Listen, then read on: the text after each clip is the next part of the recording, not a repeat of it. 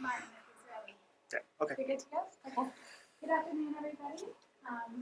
We have a lecture today by David Arceneaux called Nothing Left to Change, Civil-Military Relations, Strategic Rationale, and Command and Control in India.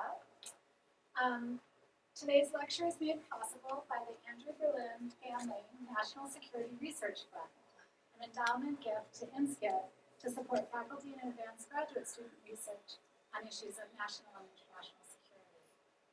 It was established in honor of Emeritus Professor David H. Bennett of the History Department.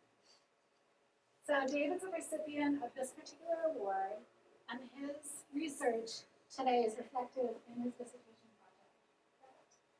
And David is a PhD student in political science and comparative politics and international relations. And his dissertation addresses a gap in the political science literature on nuclear states by focusing on nuclear posture, a topic that has received far less attention than nuclear proliferation. More specifically, he seeks to explain the factors affecting command and control patterns in emerging nuclear nations, and his case is India. I think that's all I'll say about your research, because I think you're going to I have a lot more to say. going to give us a pretty good summary, but I think that's a great place to start. So without further ado, David. Thank you very much.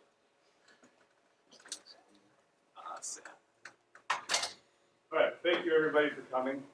Like Dr. Zoli said, I'm David Arceneaux. I'm a PhD student in the political science department. The Andrew Berlin Fund was very generous in offering me support to do my research this summer. This is a project that I actually got to present Saturday, first time at a conference. So it's relatively new, but it's moving along. Hopefully I incorporated a few of the points of feedback. So my plan is basically to get through this, give you the idea of what's going on, and then let you guys attack me up with it. So the central question I'm trying to answer comes from a 1992 article posed by Peter Fever, and he was just asking what factors affect command and control systems in emerging nuclear nations. Now, the problem with what Fever was doing at the time is if you think 1992, who are the emerging nuclear nations? India had a peaceful nuclear explosion in 1974. That showed that they had latent nuclear capabilities that were in the process of becoming weaponized, but they were not deliverable. 1992, that was the most recent event. It wasn't until 1998, with the Indian and Pakistani nuclear tests, that we actually got to see emerging nuclear nations weaponize their capabilities. Fever's very open about this, and he explicitly creates a deductive framework for trying to answer this question and says, I don't have empirics. Somebody else should apply empirics, try to prove what I'm saying or disprove what I'm saying. Hopefully, I'm that special someone. So the reason we're looking at command and control specifically, okay, so that's nice, but why does it even matter? Like Dr. Zoli said, a lot of the literature really focuses on nuclear proliferation. Who's getting nuclear weapons? Why are they getting nuclear weapons? Is it a security issue? Is it a prestige issue? Are they trying to appease a political audience? That's all there. But what I want to look at right now is some states get nuclear weapons. I'm going to grant that occurs. What do they do once they have them? The fear should not be, do they get them? It's what will they actually do with the weapons once they've acquired them? So looking at command and control structures, talking about who's in charge of the nuclear weapons, how they actually position them, what the launch authority is, that gives us more insight into what these might actually be used for, how they might be employed. Additionally, this project focuses on regional nuclear powers. Instead of looking at the old Cold War case over and over and over, we know the US-Soviet story pretty well by now. There's something new and something different about the emerging nuclear nations. We started to see a little bit of that in this article in particular, and then in the late 90s, early 2000s, people started kind of saying these crises between India and Pakistan were different. And then in 2005, Paul Kapoor wrote a great article, and I think it really captures the central point I'm making here. One of the central things that we believe to be true about the Cold War, the stability-instability paradox. Long story short, it doesn't apply to India. Usually what we're looking at is if the nuclear level is unstable, they won't fight conventionally. That was the Cold War logic. In India and Pakistan, They're saying the opposite holds true. If the nuclear level is unstable, Pakistan says we can maybe destabilize the conventional level just enough to bring in a third-party arbitrator, get a more favorable settlement than we could get otherwise on our own terms. Point being, in this, the way that these states behave is different from what we saw in the Cold War. So we need to dig a little bit deeper into this. And I think one of the most important pieces of this is the discussion between nuclear proliferation optimists and pessimists. The optimists say, that's fine, everyone can have nuclear weapons. They're wonderful, deterrence is really robust, spread them around, let it be, no worries. Ken Waltz, famous for making this argument. The pessimist, Scott Sagan, these folks say, I don't know. There's something about these organizations. What if the command and control structures mess up? What if crisis instability gets out of hand? Can we really trust them? It's easy enough to just kind of wave your hand and say, oh, this proliferating state, they're crazy, we can't let them have it. We need to know, though, is there actually something inherent to the system that makes a proliferating state more dangerous or less dangerous? Command and control is a good way of getting at that. To answer this question, it's kind of in the title, looking at India. Chose this for 3 reasons, the first of which is the weakest methodologically, but it's still really important considering the problem that Fever had. There's data. India's a lot more open. Since 1992, we've had India, Pakistan, North Korea. India's a lot more open with its doctrine, command and control structures. There are a lot of generals who have made public statements on the command and control structures. We can look and actually get something out of the case of India. That's nice, but in terms of providing analytical leverage over the issue at hand, that's not enough. Where that really happens is framing India as the most likely case to answer this question. And when we say most likely, what I'm saying is, if Peter Fever's framework is right, if it's right anywhere, it will be correct in India. So the idea here is if he's wrong in the Indian case, he's failed a very easy test. And if he can't pass that test, we need an alternative explanation for why command and control is being shaped in the manner that it is. This is also, to be very clear, an exercise in theory testing versus development. The neat part about this is that given India's command and control structures were not established until the late 90s, early 2000s, what we see in the Indian case could not have been used to inform the development of the theory. That basically just means I can't make this theory, use that case that I made the theory with to prove my theory. It can only come in from one end. So when we talk about command and control, this is the deep hidden variable in my research. So what we're trying to explain is who's in control of the nuclear weapons? Civilians, military, to what extent? Now, in this project, I'm kind of using the terms assertive or delegate, but I should be very clear, this is more along a spectrum. You can have extremely assertive civilian control over a nuclear arsenal, or you can have kind of delegated control. It kind of pushes a little bit in between. But using India as a most likely case, what I'm about to show hopefully convinces you that it's a pretty extreme case of assertive control. And all I mean in this case is the civilians have taken a lot of control over command and control structures in the nuclear program.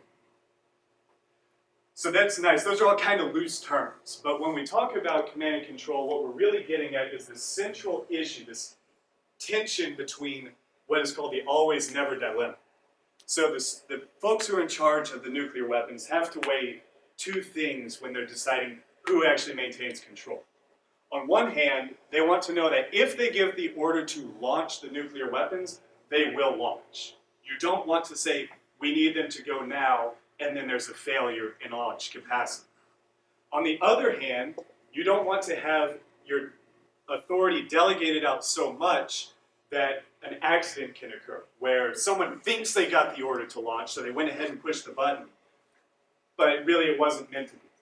The other thing that you have to worry about with the never component is unauthorized. If you delegate too much authority, conceptually it's possible that you could have a regional commander who takes it upon his own authority to launch the weapons as he sees best fit. So when we try to actually see this, how do we observe the civilian input on always never? We're going to look at 2 key components. The first is central and peripheral launch capacity.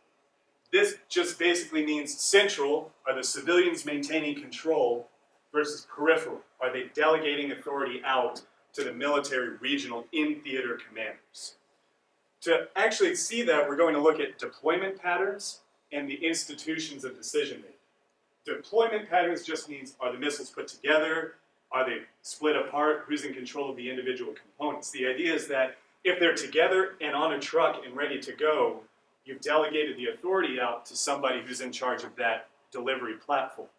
But if you disperse the components of the weapon, then you have more centralized command, where the civilians are saying, we're going to keep these apart. That slows down reaction time. So if there's a crisis, you can't quickly put them together and launch as you would if they were already assembled, but that favors more of the never component. You won't accidentally launch. Institutions, we're going to look and see who actually gets to make the decision anyways. Is there a chief of staff? Is there a general who's largely influential in this? Or is it all civilians? And then the last component here, crisis decision-making. We want to see what are the operating procedures. Are they standard operating procedures where we have a different plan for every single potential contingency? Or are we trying to say, well, we'll figure it out as we go? There's a trade-off there as well, obviously. If you try to pre-specify everything, by their very nature, crises are unpredictable. We don't know what's going to happen. So if you try to make a different plan for every contingency, you might miss one. But on the other hand, flexibility, you might not know what to do. So there's a balance. There's a lot of trade-off for all of this. It's a lot of words. Fortunately, there's a table. So here's what I'm basically getting at. When we have the two types, again, this should be a spectrum, but for simplicity's sake, I've got a table here that just bifurcates it into assertive or delegate. If it favors never, it is more assertive. If it favors always, it's more delegate. What I'm about to argue is that this column here, the assertive column, on all three of these key points, India can be coded as being assertive. Oh look, here are the 3 points. First, it has a highly centralized launch capacity. In short, if any nuclear weapons are to be used, the Prime Minister's office must be the point of authority. Nothing can go through, there's the Nuclear Command Authority, that always goes into the Prime Minister's office. The military cannot possibly make the launch without a civilian approval. Additionally, the institutions strongly reflect civilian dominance in command and control procedures. Whenever they developed, in 2003, they being the Indian government, released a new command and control system where they basically said the DRDO, the research branch that actually develops nuclear weapons, the military and the civilians, the military can't talk to any other organization unless they go through the Prime Minister's office. The institutions actually constrain what the military can even talk about with nuclear weapons. And then lastly, in terms of what do we do in a crisis, they have tried to come up with different contingency plans for if this, then that, if this, then that. It's highly pre-specified. This is their 2003 no first use doctrine that they released. So the core argument here is that on the dependent variable, command and control, India is highly assertive in their command and control. So obviously the question is, why? What factors actually explain this? Again, I'm drawing upon Peter Fever, his 1992 article, and he has 2 propositions. I'm going to present them in their broad terms, but what I really want to do is pull them apart for their individual components and see what might actually be moving the dependent variable. So Fever's first proposition is just that stable civil-military relations lead to an increase in delegative control. The idea is simple. If you have no fear of the military taking over your government, you can trust them. You can allow them to take a little more command of their nuclear arsenal. But if you're afraid that the military might try to take the weapons for themselves, might try to launch a coup, you're probably less likely to delegate out authority to the military. The second proposition has to do with what he calls time urgency. So anything that increases time urgency increases delegative control.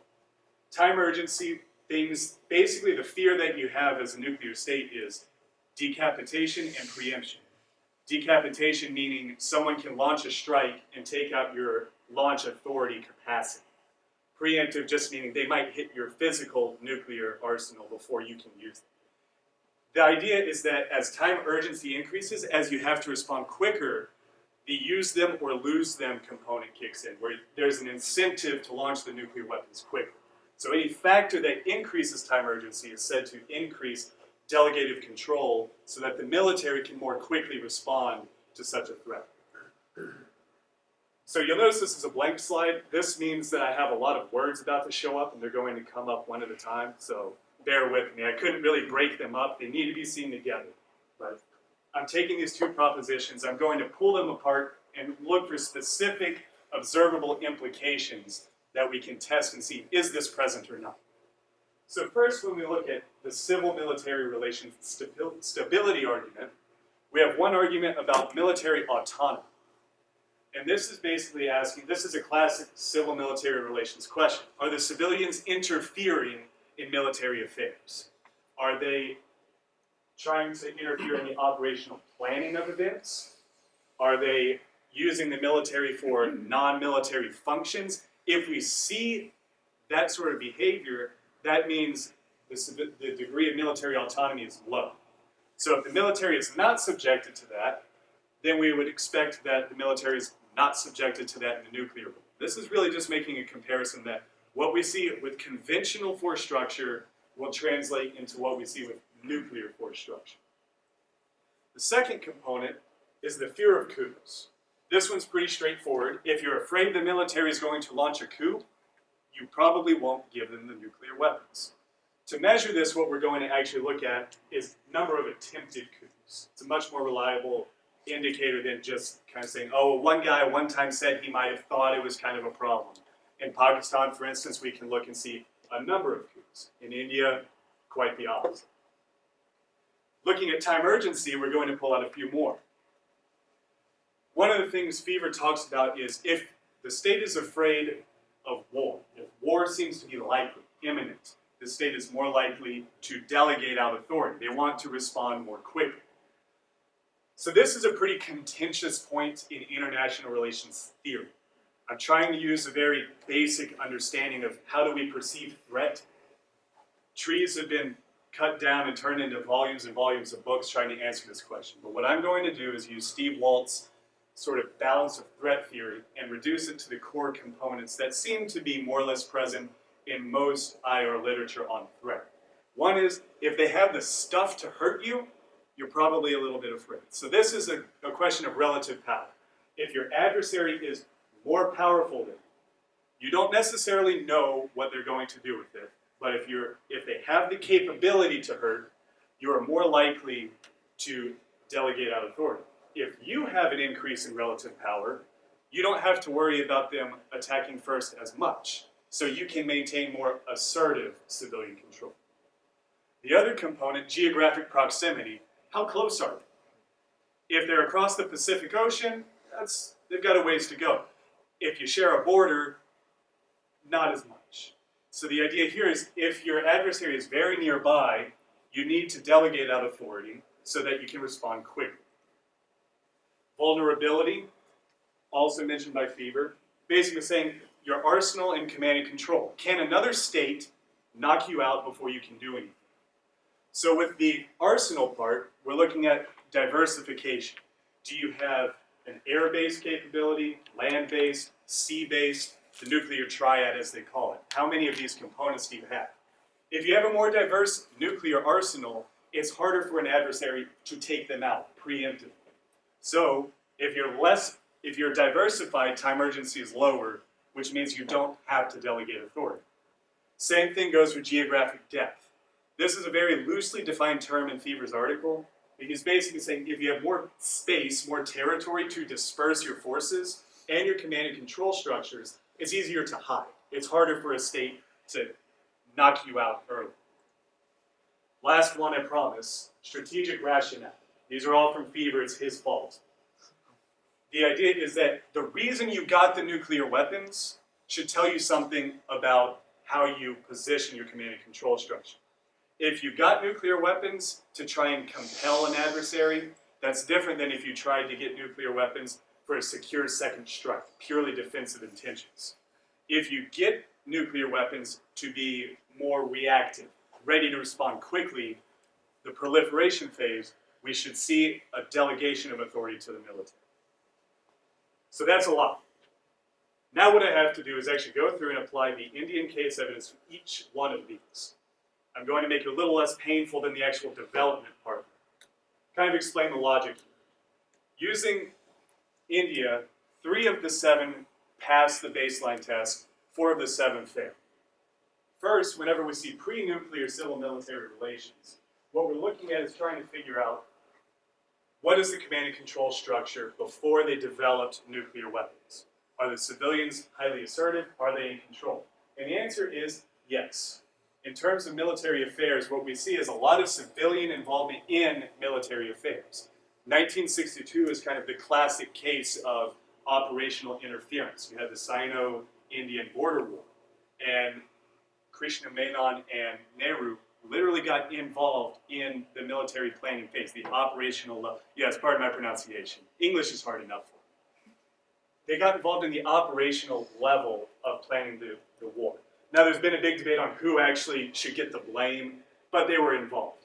Additionally, Indian military forces are used for things like counterinsurgency operations, which that makes sense. Technically, it's supposed to be the regional state authority that takes care of this, but the national military has been used in this case. Natural disaster response, provision of essential services, setting up electricity is one of the complaints that I read from a military general. Why do we train these guys to go do conventional warfare and then we set up telephone poles? So these are all things that are said to reduce the level of military autonomy. That correlates with what Fever says. We see the military is being interfered with by civilians, so the civilians are maintaining that control of the military in the nuclear realm as well. Geographic depth, India is the 7th largest country in the world. They have a lot of it. China and India are separated by the Himalayas.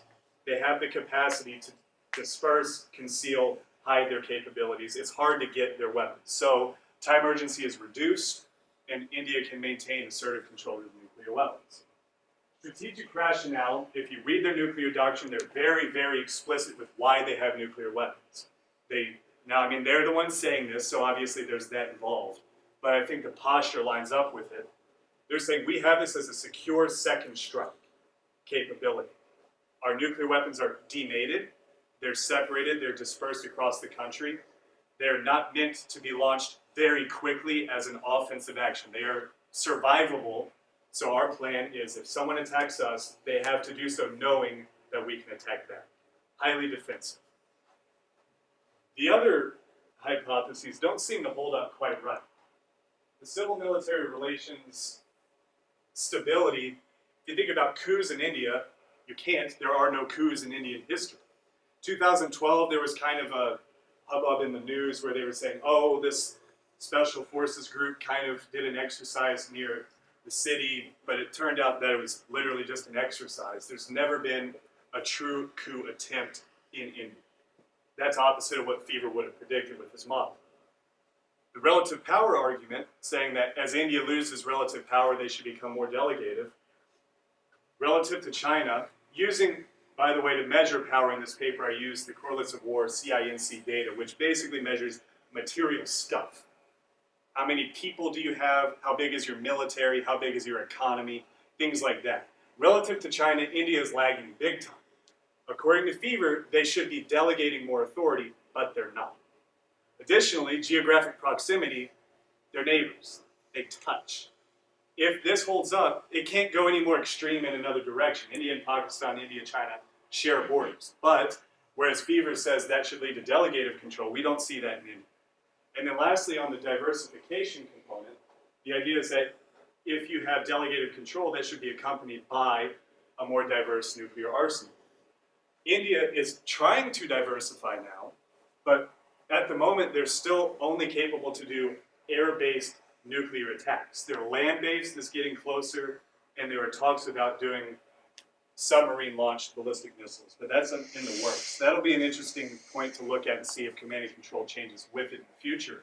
But we don't know. Right now, we just know they have one way of launching, which should make them delegate authority, and they don't. So looking at the three that pass, what we're basically finding in the first one is that the institutions exist in the conventional realm, and nuclear weapons are added to that institutional structure. It wouldn't really make sense to redo everything just because you developed a new capacity. If anything, Barry Posen would argue that because the cost of nuclear weapons conflict is so high, whoever's in charge is likely to actually assert more control. So whereas in the conventional realm, we see kind of a Janowitzian military involvement a little bit, in the nuclear realm, we're going to see more of an Elliott Cohen, the civilians take control. Geographic depth, this correlates, but I'm not convinced that it's directly a proximate cause. Because logically, what it's saying is that if you have geographic depth, then you get to choose between assertive and delegated control. If you lack geographic depth, you have to do delegated control. You can't hide them.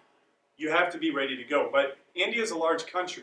If your strategic rationale, if the reason you got weapons is offensive versus defensive, that's going to interact with the presence of geographic depth. But having land itself will not make your command and control structure move one way or the other.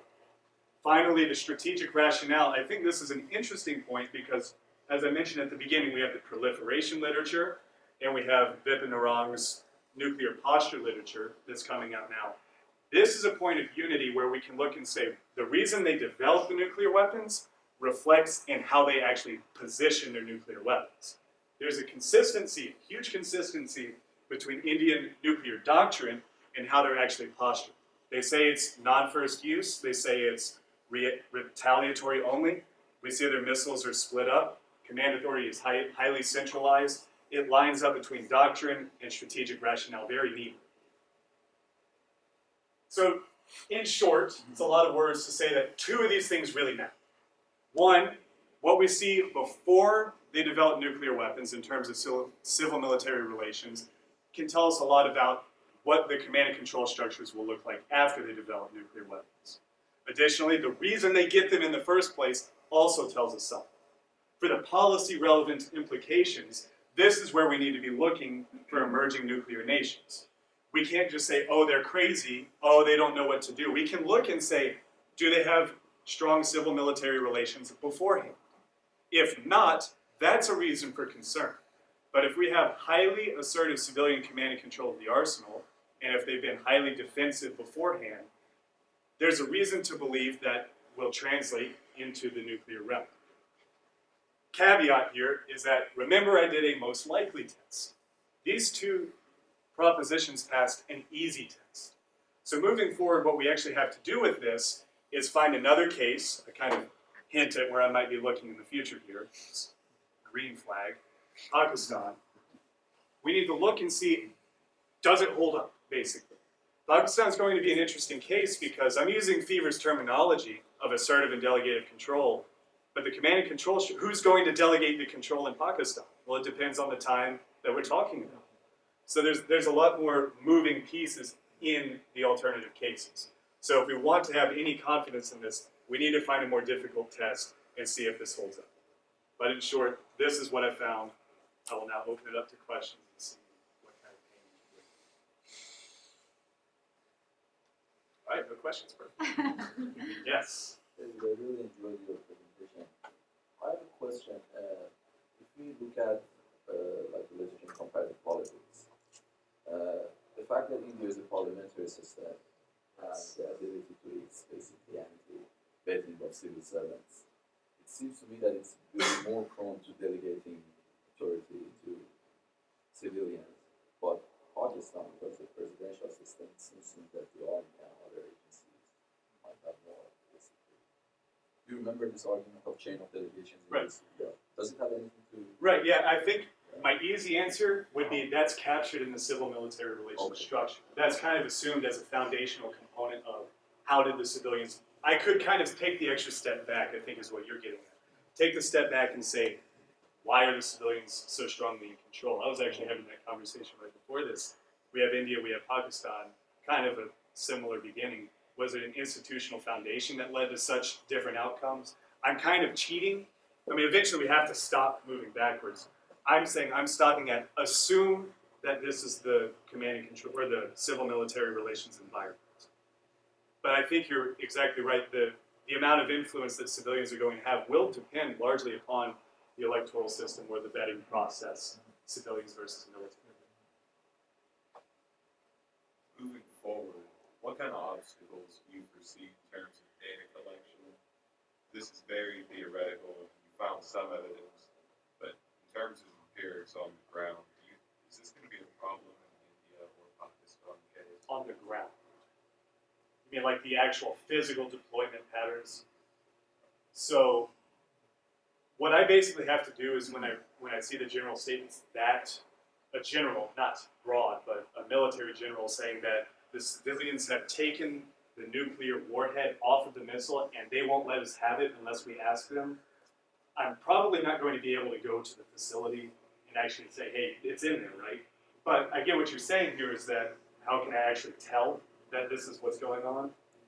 Sure. Yeah, in India, they're a lot more generous in terms of actually publishing a doctrine. Pakistan and North Korea, the other two cases that have since proliferated, not so much. I think the other way that's come to mind recently, and I haven't really played with this one as much, is if I put a temporal scope restriction on the initial phases of the Chinese nuclear program and consider them during their emergent phase, the same ideas should apply. Now, obviously, the question is, well, how long do they count as emergent? How much does diffusion of technology play into that? I have to do a little more comparison. I think what you're also getting at with moving to other cases is, how do I know that the same structures are even present? And in Pakistan, I'm not sure that they are. I don't know the other cases well yet. That's where I have to go, I guess. But in Pakistan, I mean, they have a history of coups.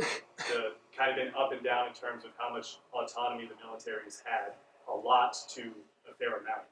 So it's going to be kind of a challenge to see, without the explicit nuclear doctrine in Pakistan, well, who's de facto in charge, because they don't have the de jure kind of listing out. It's hard. Yes?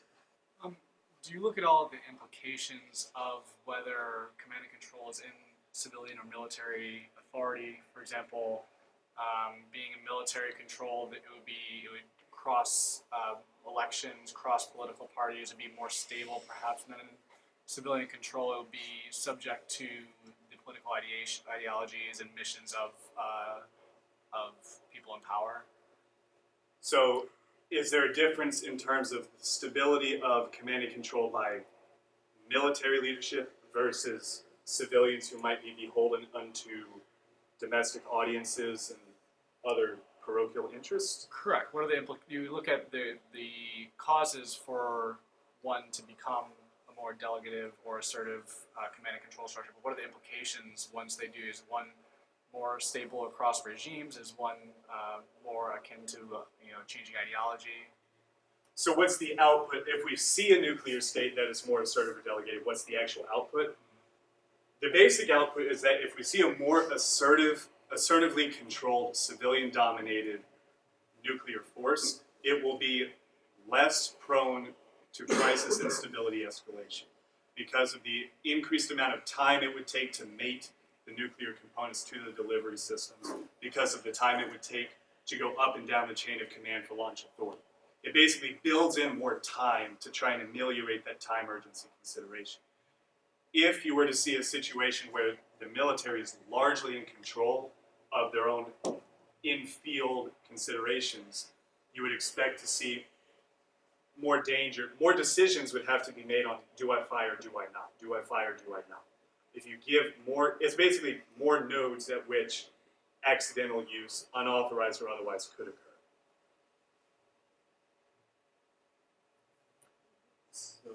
So in terms, I mean, the history, you already touched on this, usually Pakistan and India, of course, the last 65 years, you've had multiple coups in Pakistan. And except for a few points of hiatus where military was not in control of the government, I think that period is very short-lived. And in fact, even when they're not in control, military is a dominant institution in the public life of the people. terms of land ownership, in terms of law and order. So I don't know if you measure any of those. Right, so factors. what I need, that's exactly going to be the hardest part moving into the Pakistani case. And I had a guy on Saturday when I presented this, he sent me a really nice, super complicated flow chart of kind of who's in control and all that. But that's exactly right. The promising part about this, though, is that given the volatility in civil-military relations in Pakistan, we can actually see a little more movement in terms of the civil-military relations climate. So we can see if this moves up, what is the impact on command and control? So if I start wiggling that independent variable really hard and nothing's changing, I've got a problem. So Pakistan's where I have to move with this, and you're exactly right. But all of those points, I have to find a way to systematize them, figure out the de jure versus de facto, which one matters. But it gives me different periods in time that I can look and say, I see this, so if this, then what? That's where it's hopefully going. Because that's the, again, this is just that kind of most likely case. Where should I begin looking at important variables? I think the Pakistani case, with all of those pieces that you're talking about, is really going to be the part where a lot of leverage comes in. Yes. So I don't want to preempt other students who have things to say. Are there any other questions? Yeah, go ahead. So you have these different hypotheses, 3 of which pass. Do you have any suspicions about whether some of the passing hypotheses are more important than others? Right. I think that the problem I'm having with the geographic depth part is I need to play with it and see how does it interact. So that one, on its own, I'm not convinced that it's as important as the 2 that I've highlighted here. I think that the reason for acquiring nuclear weapons translates directly into nuclear doctrine in India. That much I can see between what they've said they're doing, their doctrine, and the actual dispersion of their nuclear forces. The civil-military relations, the institutions component in particular, I can see they took this institution in the conventional level, moved it to the nuclear level, and actually set up more barriers for the military to even talk with the civilians. Those 2, I think, are really strong in this case. The geographic depth, I have to figure out how does that play with other factors. Do those other factors actually matter more? So does relative power consideration matter more whenever you don't have geographic depth? Maybe in Pakistan, they're compared to India, well, I actually have a graph in my paper that I could have put here, I guess. Pakistan's relative power has kind of gone flat, India's has kind of gone up, China's has been soaring. How do I know that the difference between China and India is the same as India and Pakistan? Well, the geographic depth variable is not held the same. So I have to figure out how that one, of those 3, that's the one that I'm still a little fuzzy on. I'm not sure how it plays with the other competing hypotheses. Just to follow up, so I'm wondering if, for example, strategic rationale matters if your civil-military relations is, like there's an authoritarian regime. I wonder, does strategic rationale matter, or is that, once you have a particular answer to that question, the rest is kind of moot? If it's an authoritarian regime, it's going to be assertive control. Okay, so you're saying maybe regime type does all of the lifting. If it's authoritarian, yes. And then those other things are things you only need to test if it's a more democratic or a fluid regime. Right, so there is kind of a built-in assumption here, and this is talking about Pakistan. It's a little different, a lot different, I should say. There's civilian accountability. So when we talk about strategic rationale, Scott Sagan has a famous article, Why Do States Build Nuclear Weapons? And he has 3 basic arguments. One is they're afraid, security stuff. 2 is domestic audiences, and this is really the place where the regime type would matter. And then the 3rd is prestige. So what Sam's really poking at is, does that second source of proliferation decision reflect in the strategic rationale? I can't, truthfully, based upon what I did here, I can't extrapolate that. I can conjecture, and I'm happy to play that game, I guess, but if I'm being intellectually honest, I looked at one case. So I'm doing my most likely case, and I'm kind of just assuming a democratically elected government where civilians are in charge. If I apply this to Pakistan, we just talked about it, the military's had significantly more authority over these decisions. So I can't actually tell you yes or no when I see an authoritarian regime, I'm going to see more assertive control by that regime. It would make sense. I mean, logically, it makes sense. Clearly, I mean, that's kind of a flow. Well, maybe the domestic factors lead civilians to do different things while the authoritarian regime does what it wants. But to give you a true answer, I need to actually expand this to be more of a comparative case study. Nobody else? Nobody else? Yes. So I just want to say, first of all, that it's really gratifying to see how far the work has come over since I last talked to you about this, which was over a year and a half, almost 2 years ago, right? Not even the same project anymore. I know, really. exactly, but just in terms of the methodologies, the narrowing down on focus questions, all of that. So it's really impressive. I'm really thrilled with how far it's come. So just a couple of points to reiterate some of the other questions that were asked. It seems to me that regime type does need to be a variable in all of this, even though you're dealing with one case so far. I think it does need to be a variable. And I almost wonder if the whole concept of civil-military relations makes sense inside of certain regime types, right? I mean, in terms of Saudi Arabia, where exactly are the civil-military relations? I mean, But so civil would be a function of regime type.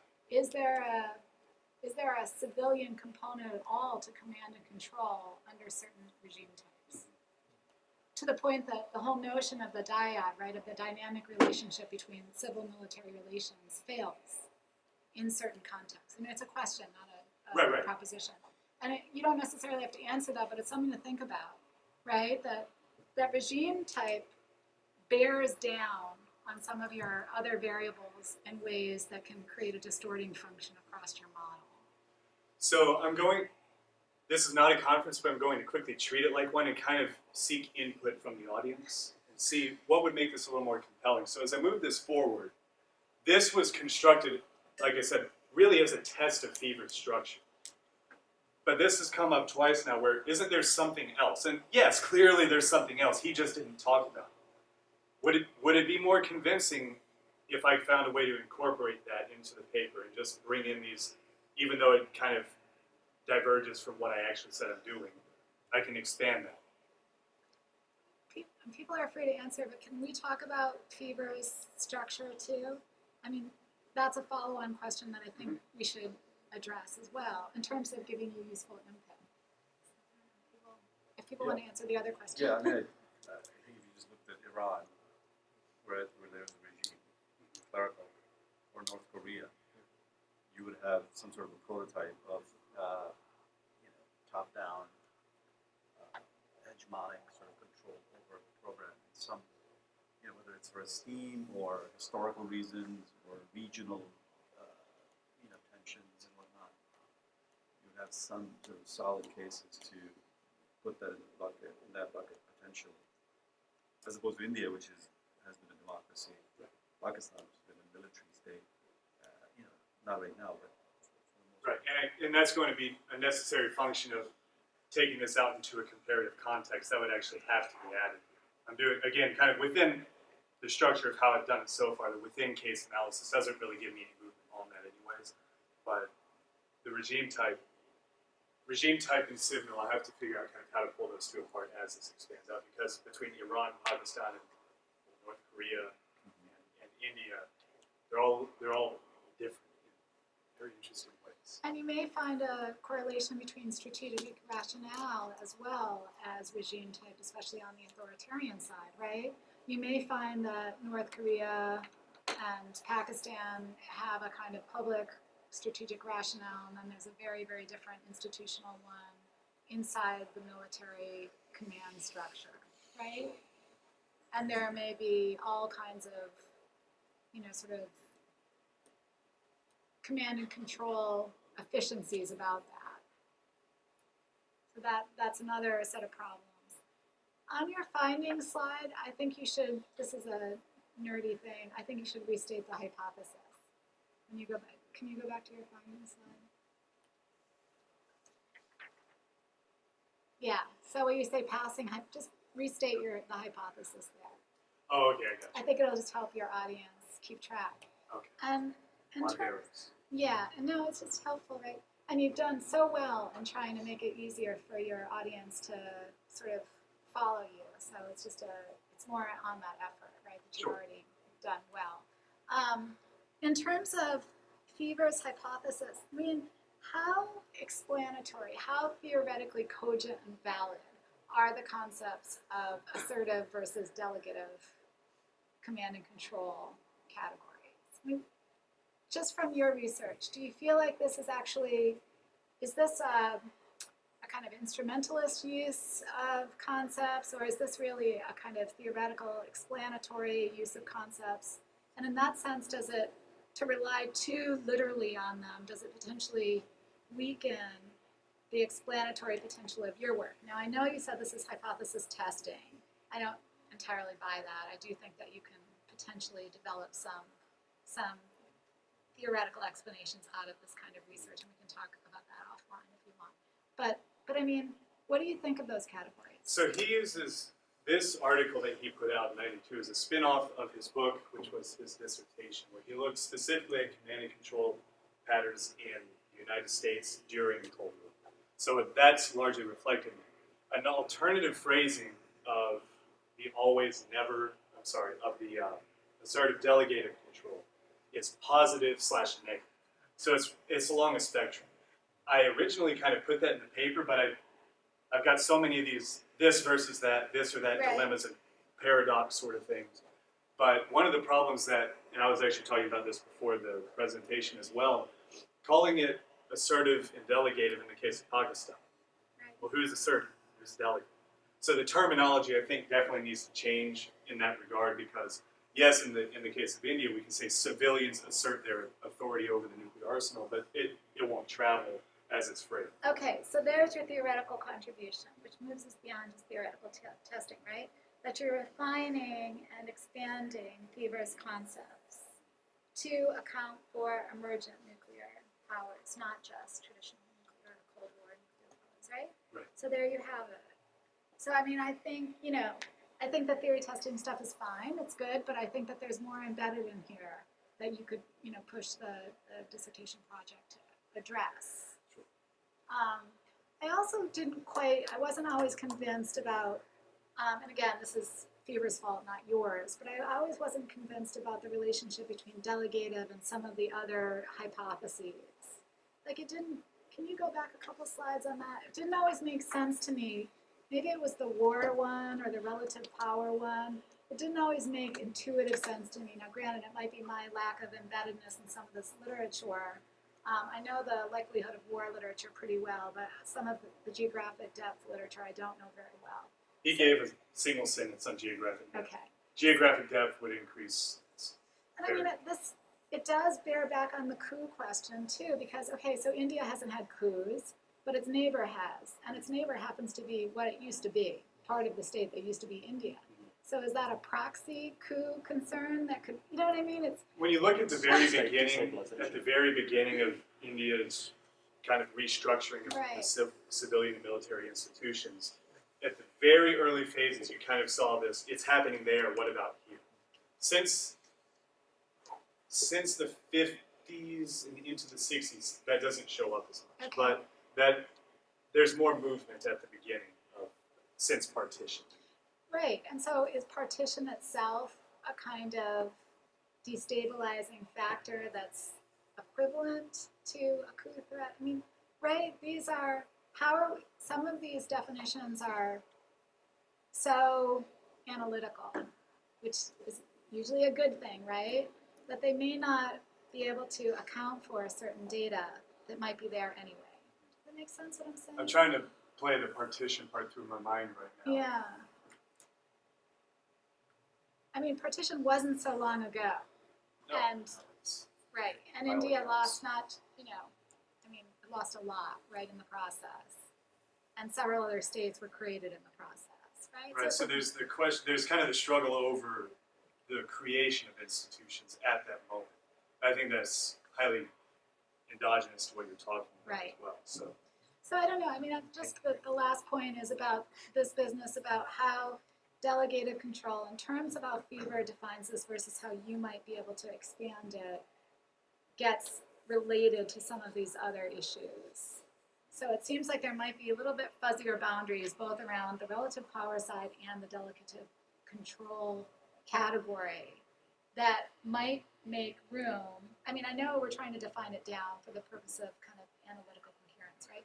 But it might make, it might increase your ability to explain different kinds of more interesting factors to muddy those lines a little bit more than is represented here, as they are likely muddied in history and reality and politics, etc. Right. So there's the trade-off that you're pointing out. I'm trying to be very clear on what the indicators of the concepts I'm looking at are. I'm trying to pick what I think is most theoretically relevant. And there are going to be, the concern I eventually have, obviously, is as I abstract more and more and more, I'm not actually doing a theory development of any sort. I'm just trying to tell reality. Theory by necessity is an abstraction from reality. So there is that trade-off. But I do need, I see the point of moving back a little bit on some of these things, but I am concerned about moving too far back Right, on the that's the indicators. balance. And I don't think it would kill your thesis on, on your hypothesis on H3A to talk about relative power in slightly expanded terms, or in moving the post line, the boundary post in geographic proximity even, right? I mean, some of these things could be done without sacrificing the core kernel of the hypothesis there. It would just be defining the parameters a bit more broadly to include historically relevant factors that are at work in Pakistan, India, or whatever other countries. No, it makes sense. I do. Thank you very much. Thank That was you. great.